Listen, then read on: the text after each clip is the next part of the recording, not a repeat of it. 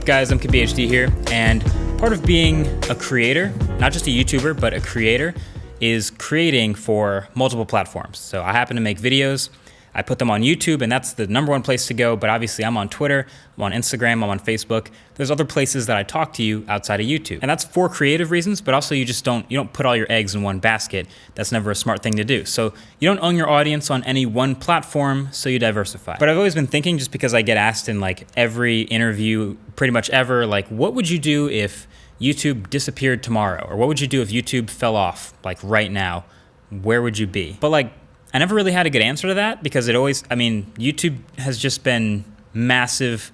I would say too big to do that. Too big to instantly disappear. If it ever started failing, there would be a trajectory and I would see it and I could do something about it. So I've never really had a good answer to that. But the answer I always gave was just, look, there's no better place for a video creator right now in 2018 as it is than YouTube. And as long as that is still true, then I will still upload my tech videos to YouTube. They have it all. They have all the tools, they have all the videos, they have all the stats, they have all the eyeballs, they have all the monetization, they have every feature you could want as a YouTube watcher and as a YouTube creator all in one place. So if you want to grow yourself as a creator and get eyeballs on your work, you go to YouTube. If you want to look for a video online, you go to youtube.com. It's just that simple. But you can never be on top forever. So as this whole online video thing just continues to blow up, everyone wants a piece of YouTube's pie. Everyone wants a bite of that massive pie YouTube has right now. So you might have seen it in the news. There's company after company just takes a shot at YouTube's throne, and it may be called like the next big whatever, or maybe they're saying YouTube's falling off and it's getting replaced. I've seen the story a million times. Like Periscope, for example. You remember that, right? Live videos. They got bought out by Twitter, and they still do their thing, but it's very niche. There's no search for like an archive of stuff. It's not really a YouTube competitor. Snapchat.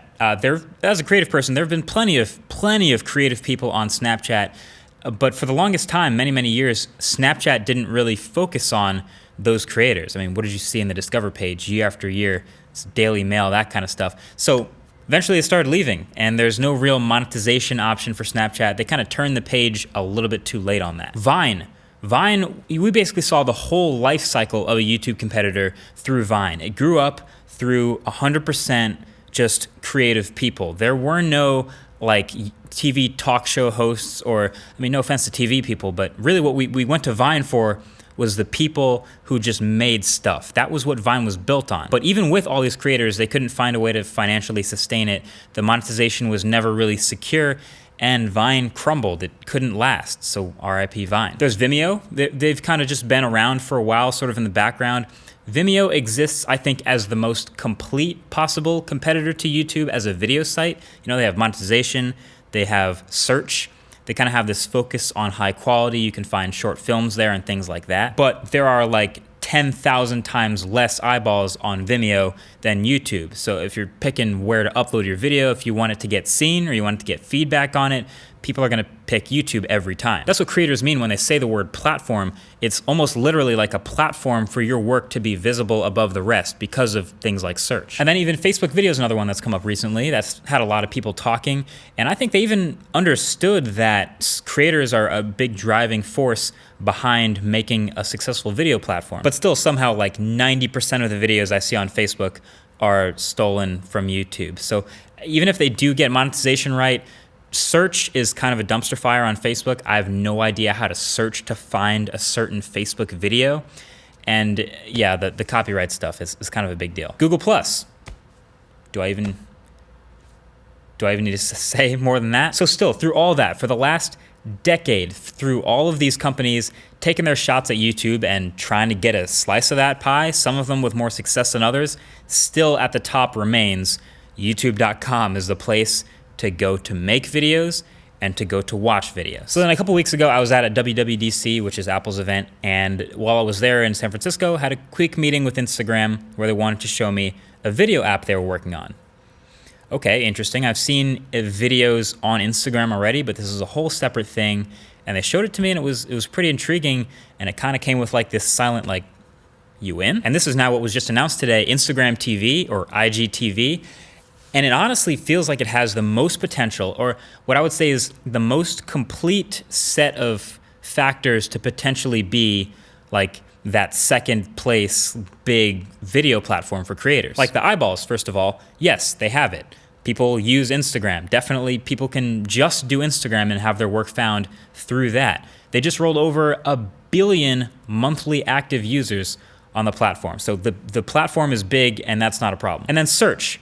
They kind of have the beginnings of search. They have, I mean, there's hashtags, as we already know, but they have the explore page, and they kind of have their algorithms in place to help people find content. So they don't do search great yet, but I feel like discovery will also not be a problem. And then the secret sauce that they've nailed, that I think you have to hit the nail on the head with, is a creator focus, and they've had that everywhere. If you look in the App Store listing for this new IGTV app, it's creators. It's not like, like I said, again, like the TV late night hosts or anything, like people who are like A-list celebrities. It's actually people who create. No offense again to like Jimmy Kimmel or whoever, whatever. They have obviously live video on Instagram, which people have been getting more into on YouTube, even Twitch as another competitor, but Twitch feels like its own separate, like dedicated to live streaming type of site, which is why I think it's a solid second place right now. But Instagram also has stories too, which YouTube has been also awkwardly trying to get into, which I don't even think they should. So it seems like Instagram has it all. The only real question mark is,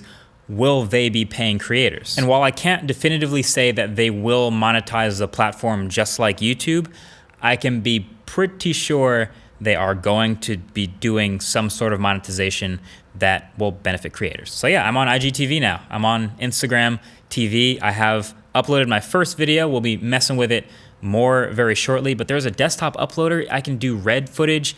It's all there for me. So I mean, the 1.4 million people who already follow me on Instagram are already there. They're already subscribed to the IGTV channel. So if you're not already subscribed or following on Instagram, make sure you do that.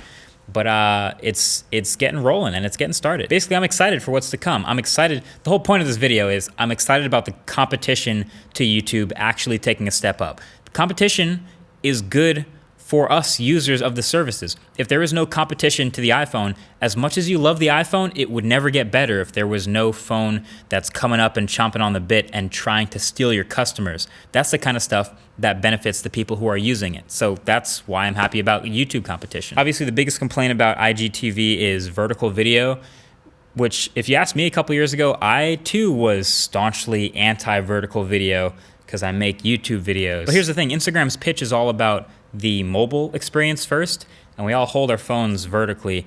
And there's been Snapchat stories and Periscope and Instagram stories and all this vertical video.